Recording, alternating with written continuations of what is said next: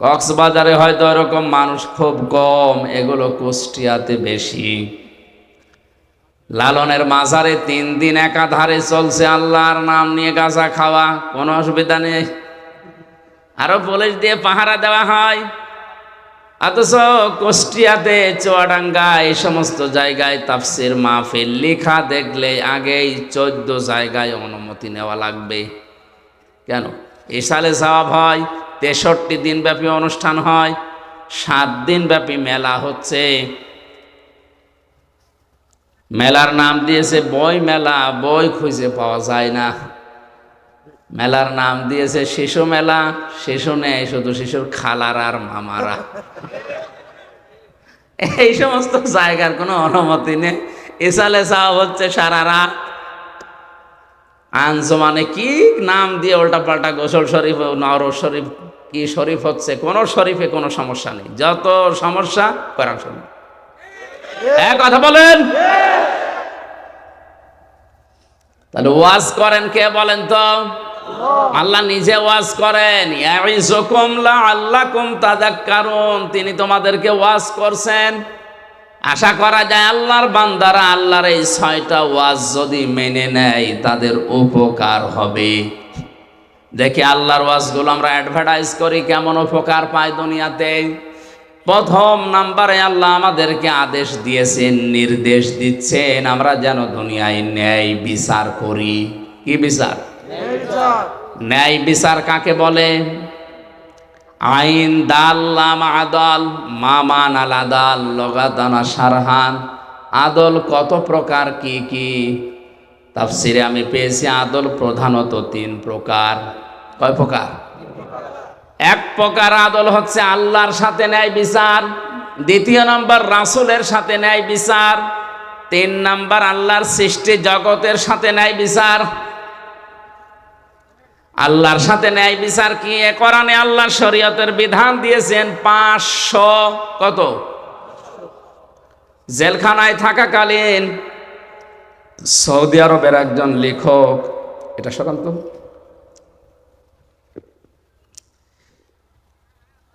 ওনার আরবিতে লেখা, বাংলায় ভাষান্তর করা জনাব নূর হোসেন মজিদ নামে এক ভদ্রলোক করেছে বাংলায়। ওখানে আল্লাহর অঙ্গীকার আল কোরআনে 500। আমি বইটা প্রায় 8-9 বার এই 3 বছরে পড়েছি, আমার প্রায় মুখস্থই হয়ে গেছে। আমি দেখেছি ওখানে আল্লাহর 500 আয়াত আছে কোরআনের শরীয়তের বিধান, যেটা আল্লাহর অঙ্গীকার। এগুলো যদি কোনো মানুষ বাস্তবে মেনে নেয়, সেজন্য আল্লাহর সাথে ন্যায় বিচার করলো। তার ভেতরে আজকের আয়াতে আছে 6টা। কয়টা? না, এটা কি ডিস্টার্ব করে বারবার, এই জন্য এগুলো লাগাতে নিষেধ করি। 7টা।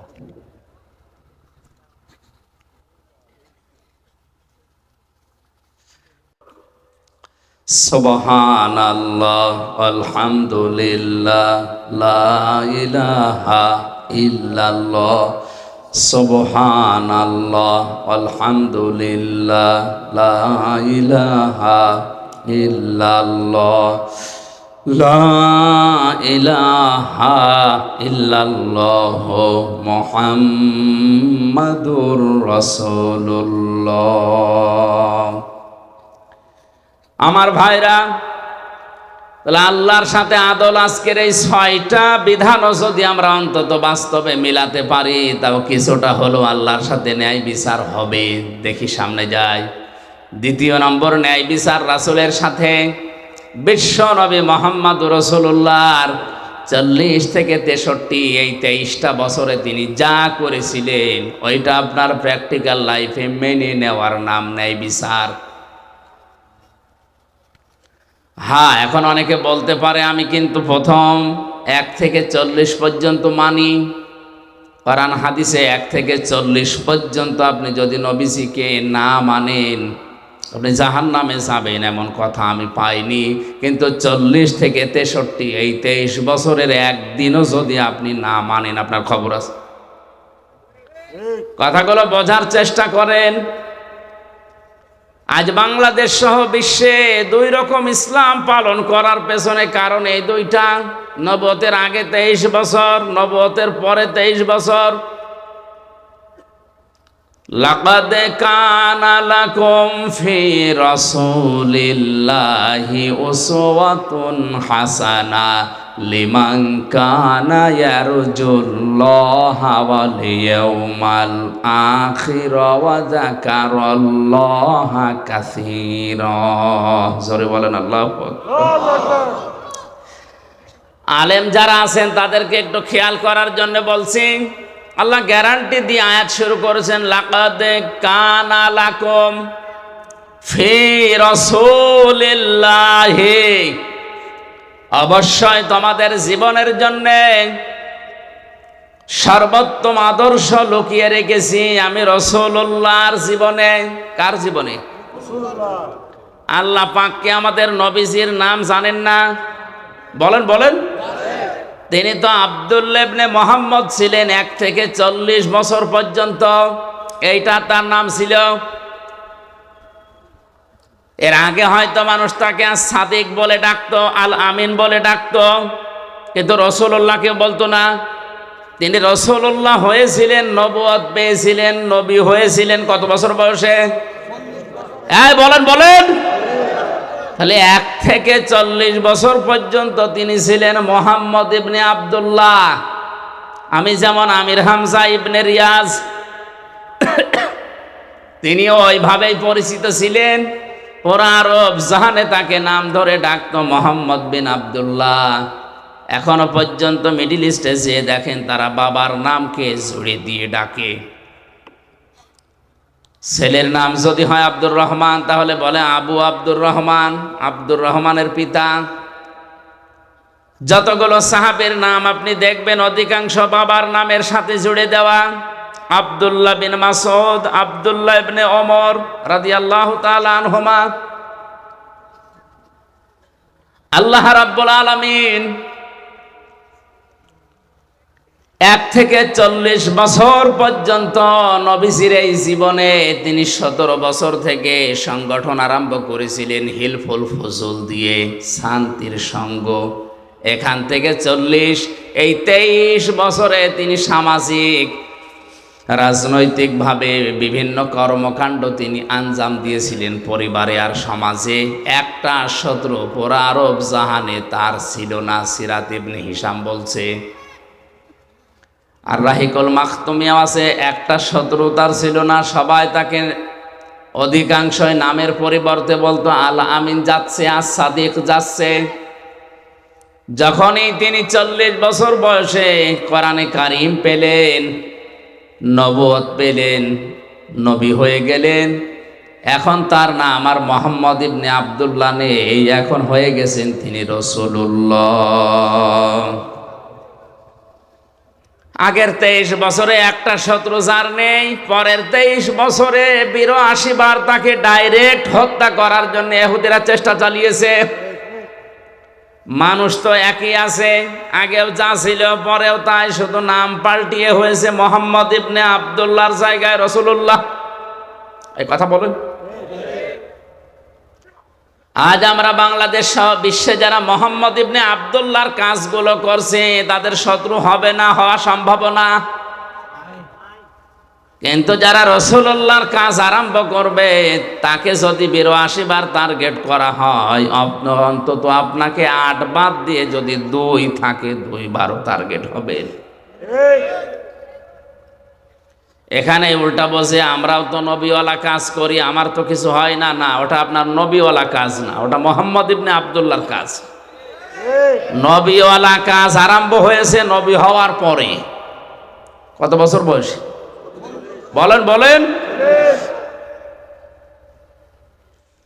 রাসূলুল্লাহর সাথে তাহলে ন্যায় বিচার যদি করতে হয়, এই 40 থেকে 63, এই 23 বছর অক্ষরে অক্ষরে আপনাকে মানা লাগবে, তাহলে ন্যায় বিচার হবে। 3 নম্বরে ন্যায় বিচার সৃষ্টি জগতের সাথে, তার মানে সর্বোত্তম সৃষ্টি যারা মানুষ। লাকাদ খালাকনাল ইনসানা ফি আহসানি তাকওয়িম। পৃথিবীতে যত সৃষ্টি আমি বানিয়েছি সবচাইতে উত্তম এবং সুন্দরভাবে বানিয়েছি আমি মানুষকে।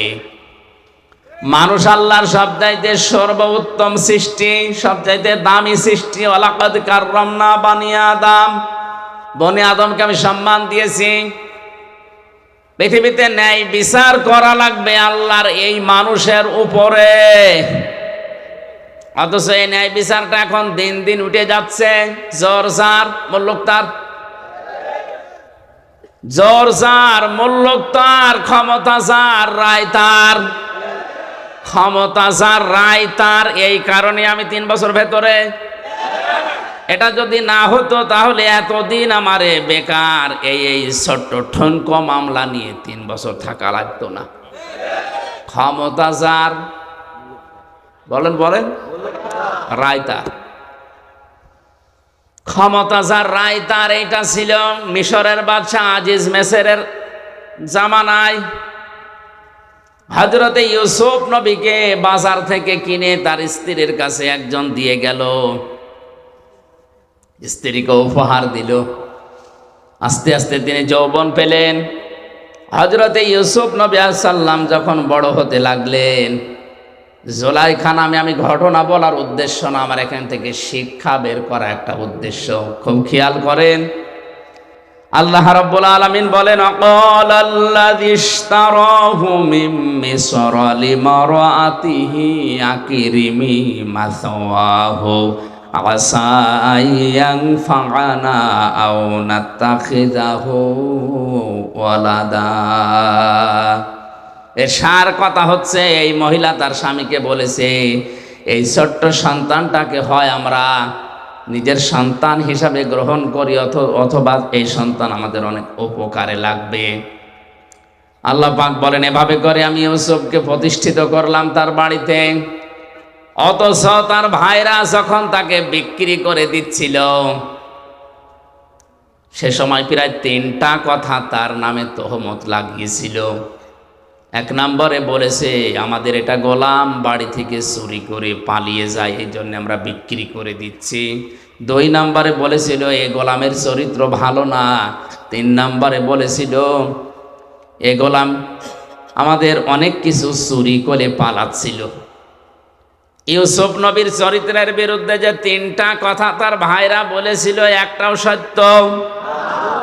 অথচ হযরতে ইউসুফ ওই সময় ছোট মানুষ, 12 বছর বয়স, কিচ্ছু বলেন নাই, খালি শুনছিলেন আমার ভাইরা বলছে কি। আজ পৃথিবীতে অনেক জায়গায় এমন আছে, আমাদের বিরুদ্ধে যে কথাগুলো বলা হয়, শুধু শোনা ছাড়া প্রতিবাদ করার কোনো জায়গাও আমাদের নেই। বাস্তবের দিকে তাকান, ধরে নিয়ে যাচ্ছে পুলিশ, মামলার আয়ু পুলিশ, ম্যাজিস্ট্রেট ওদের, বিচারক ওদের, জজ ওদের। মামলায় যা যা লিখেছে সব ওরা নিজেরাই লিখেছে। আপনাকে বলবে এখানে সই করে দেন, আপনি যদি সই নাও করেন, এমন কায়দায় সই করে নেবে মনে হচ্ছে যে আপনারই সই।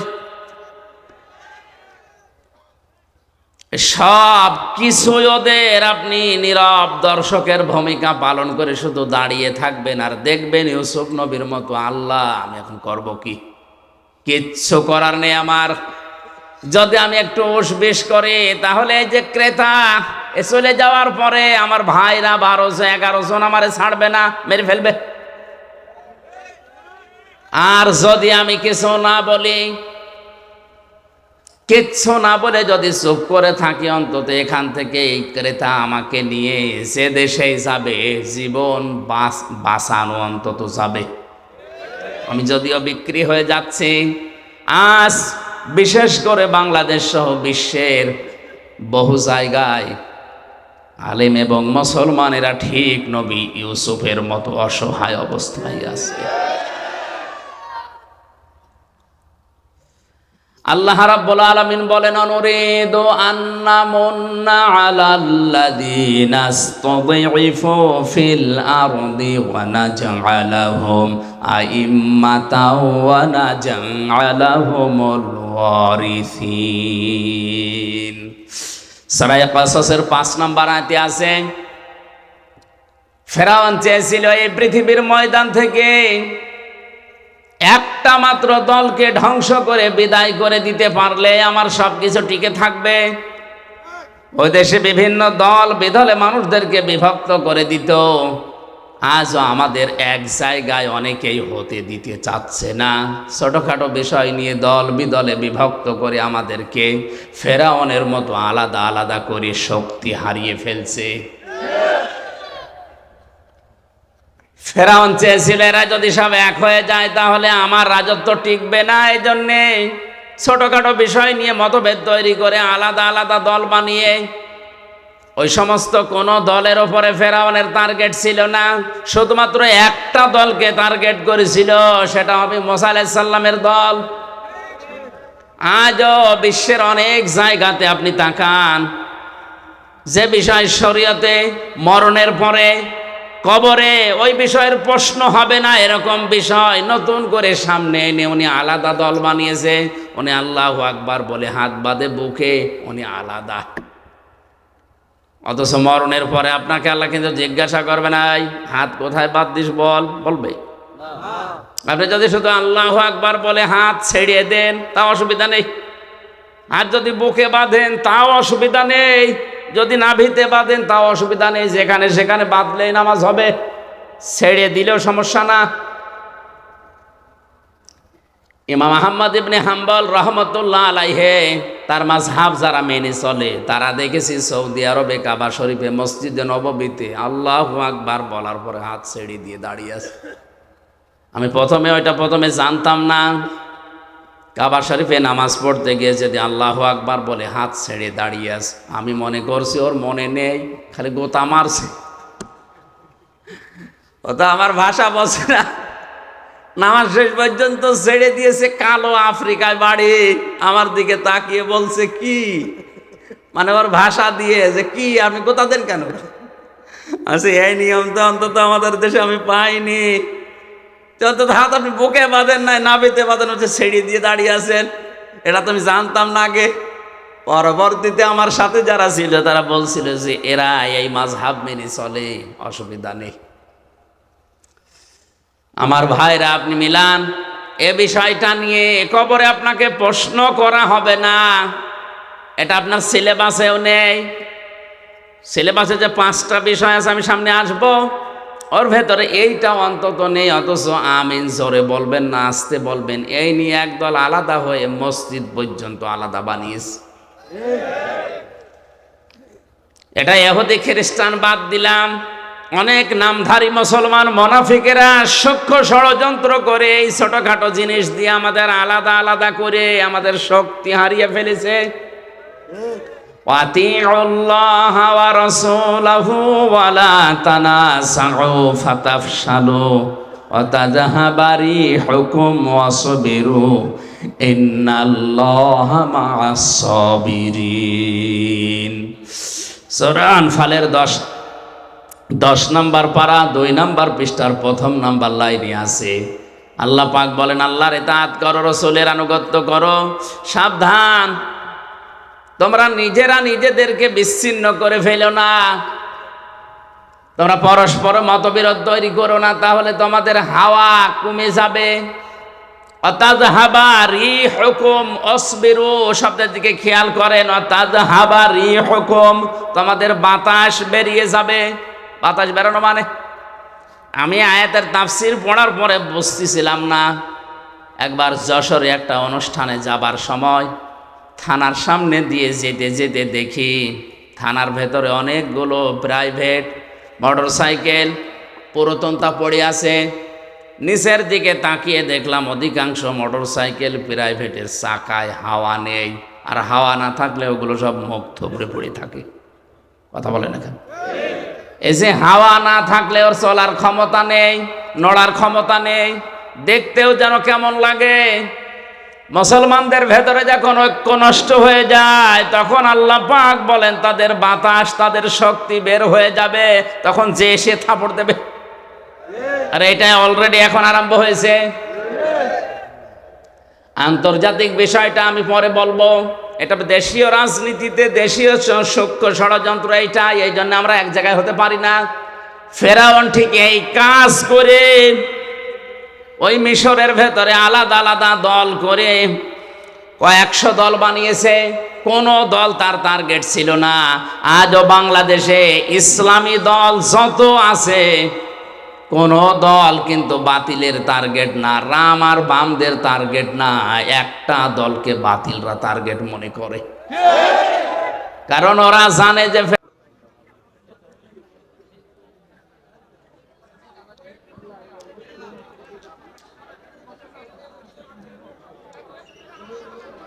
লাকুম তাযাক্কারুন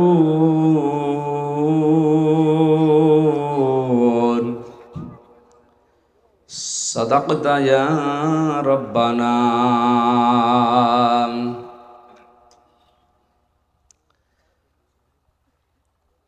عن أبي هريرة رضي الله تعالى عنه قال قال النبي صلى الله عليه وسلم يقول سبعة يظلهم الله في ظله يوم لا ظل إلا ظله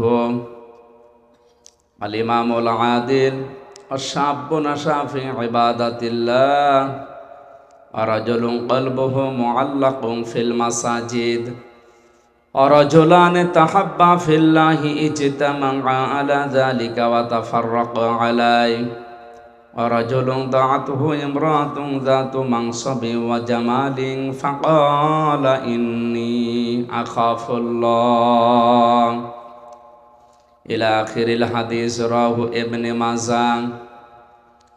وقال تعالى في شأن رسوله وما زادهم إلا إيمانا وتسليما.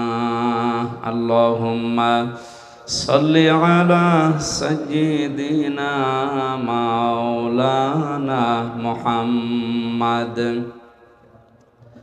وعلى آل سيدنا مولانا। আমাদের প্রভু এক নবীর উম্মত, জীবন বিধান এক ঐশী বাণী কোরআন। তবে কেন এক নাম হে মুসলমান, এক হাও করিয়া আহ্বান। আলহামদুলিল্লাহ।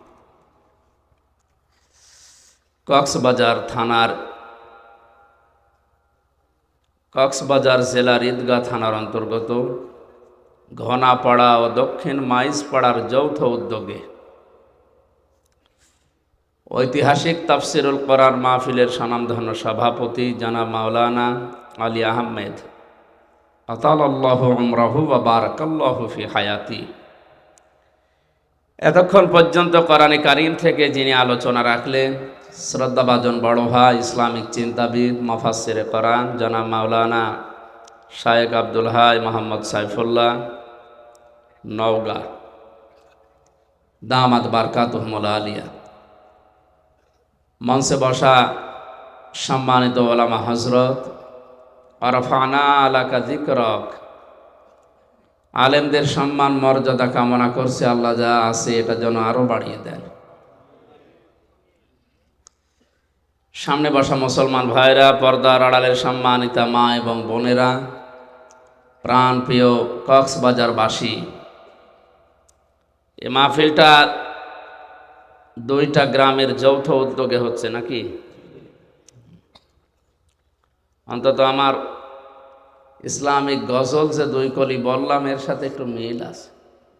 অনেক জায়গায় তো এটা নিয়েও ঝামেলা হয় যে দুই গ্রাম এক হয়ে কোরআনে কারিমের কাছে এসেছে। আল্লাহ যেন এই যৌথ উদ্যোগকে আরো মজবুত করে দেন।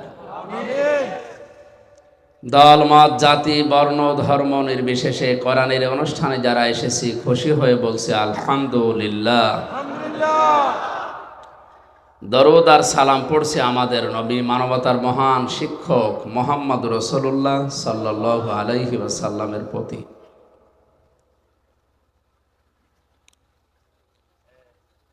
কোরআনে কারীম থেকে একটা মাত্র আয়াত আমরা পড়েছি, সূরা নাহালের 90 নম্বর আয়াত। 128টা আয়াত আছে, 16টা রুকু আছে। আমরা 13 নম্বর রুকুর মাত্র একটা আয়াত, 6টা পয়েন্ট আছে আয়াতের ভেতরে। পৃথিবীতে জমার নামাজ আমরা মুসলমানেরা যেখানে পড়ি, জমার দিন দ্বিতীয় খুতবার শেষের দিকে এই আয়াতটা ইমাম সাহেব আমাদের শোনায়। প্রত্যেক জমায় 175 কোটি মুসলিম সারা দুনিয়ায় ছড়িয়ে আছে। জমার নামাজে দ্বিতীয় খুতবার শেষের দিকে এই আয়াতটা ইমাম সাহেব আমাদের শোনায় আরবিতে। ওদের মাতৃভাষা হয়তো আরবি না, এই জন্যে বুঝি না। আমরা আজকে মাতৃভাষা এর ব্যাখ্যা বিশ্লেষণ করে দেখব যে ইমাম সাহেব আসলে আমাদের কি বলতে চায়। কোরআন থেকে আলোচনা করার, তাফসির করার যে সমস্ত নিয়ম নীতিগুলো আমরা জানি, ফি জিলালিল কোরআনে সাইয়্যিদ কুতুব রহমতুল্লাহ আলাইহি 6টা শর্ত দিয়েছেন। কেউ যদি কোরআনের কোনো আয়াত থেকে তাফসির করে মানুষকে শোনায়, প্রথমে তার শুদ্ধ তেলাওয়াত করবে, মাতৃভাষায় অর্থ করবে, ঐতিহাসিক প্রেক্ষাপট তাদের সামনে বলবে। 4 নম্বরে ব্যাখ্যা বিশ্লেষণ যতটুকু আছে তার সমর্থে সে করবে। 5 নম্বরে ওখান থেকে মূল শিক্ষা নিয়ে যৌথভাবে সবাইকে উদ্যোগ নিয়ে এটা মানার চেষ্টা চালানো লাগবে। এ মাহফিলটার আয়োজন হয়তো ওই কারণেই এনারা করেছেন, নাকি? আমরা কোরআন যারা শুনতে এসেছি আর যারা বলতে আসলাম, তাদের কিছু দায়িত্ব আল্লাহ দিয়েছেন। আল্লাহ রাব্বুল আলামিন বলেন, ওয়ানজালনা ইলাইকা যিকরা লিতুবাজ্জিনা লিন-নাসি মা নুজ্জিলা ইলাইহিম ওয়া লাআল্লাহুম ইয়াতাফাক্কারুন। সূরা নাহলের 44 নম্বর আয়াতের শেষের দিকে আছে, এই কোরআন, এই জিকির আমি আল্লাহ আপনার কাছে এই জন্যে নাজিল করেছি, স্পষ্ট ভাষায় মানুষের কাছে দলিল প্রমাণ দিয়ে আপনি উপস্থাপন করবেন। যারা শুনতে আসবে তাদেরও দায়িত্ব দিলাম, ওয়ালা আল্লাহুম ইয়াতাফাক্কারুন। ওই মানুষগুলো বাড়িতে যেয়ে যেন চিন্তা ভাবনা করে যে আসলে কি শুনলাম আর কি করা দরকার। তাহলে আমার দায়িত্ব সূরা নাহলের 90 নম্বর আয়াতের সঠিক ব্যাখ্যা বিশ্লেষণ সুন্দরভাবে উপস্থাপন করা, আর আপনাদের দায়িত্ব হচ্ছে এই কথাগুলো নিয়ে চিন্তা ভাবনা করে প্র্যাকটিক্যাল লাইফে কাজে লাগানো। এই কথা বলে না কেন? এটা যেহেতু দুনিয়ার কোনো সাধারণ বই না, কিতাব না, আল্লাহর পক্ষ থেকে আসা একমাত্র, শুধুমাত্র, কেবলমাত্র নির্ভেজাল একটা কিতাব। যালিকাল কিতাবু লা রাইবা ফিহি, এ শব্দটা পৃথিবীর কোনো বইয়ের আগে লেখা সম্ভব না, শুধু কোরআন বাদ দিয়ে। এই জন্যে এই কোরআন উপস্থাপন করার কিছু ধরন আল্লাহ শিখিয়েছেন। যেভাবে সেভাবে যেখান থেকে যা তা বললেই কোরআনে কারিমের হক আদায় হবে না। কিভাবে আপনি কোরআন উপস্থাপন করবেন মানুষের সামনে, 1500 বছর আগে মহান আল্লাহ সে ধরন আমাদেরকে, সেই পদ্ধতি শিখিয়েছেন।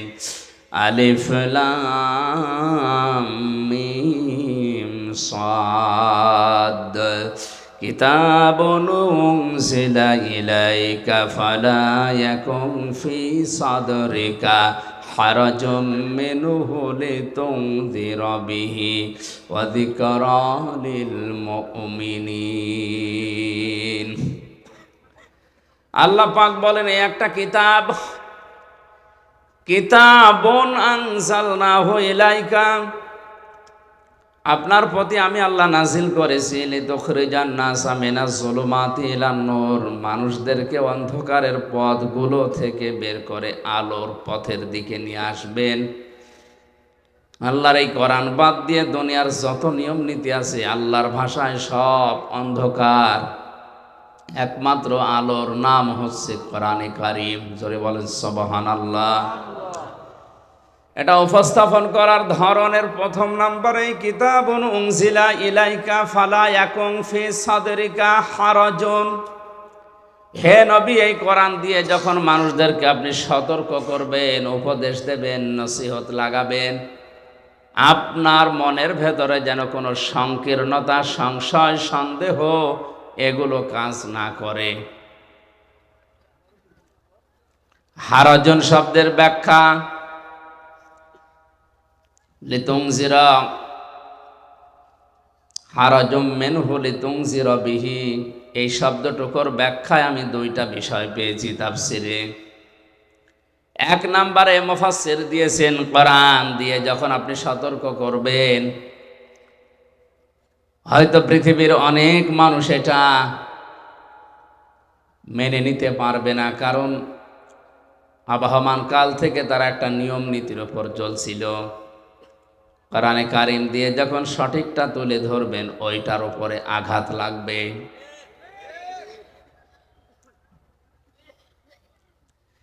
আঘাত লাগার কারণে সেই মানুষগুলো বিরোধিতা করবে।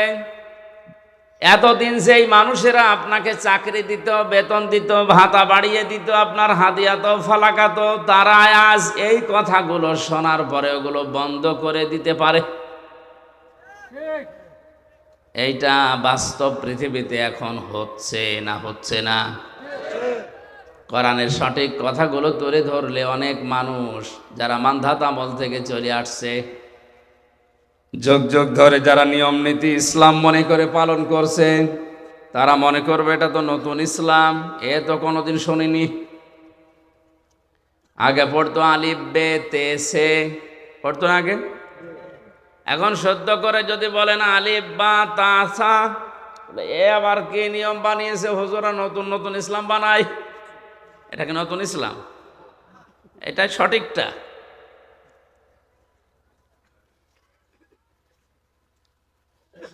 দ্বিতীয় নম্বরে আপনি যে ব্যাখ্যা, বিশ্লেষণ, তাফসীর উপস্থাপন করবেন মানুষের সামনে, হয়তো অনেকেই না বোঝার কারণে বিরোধিতা করতে পারে। এই ধরনের মানুষ কম।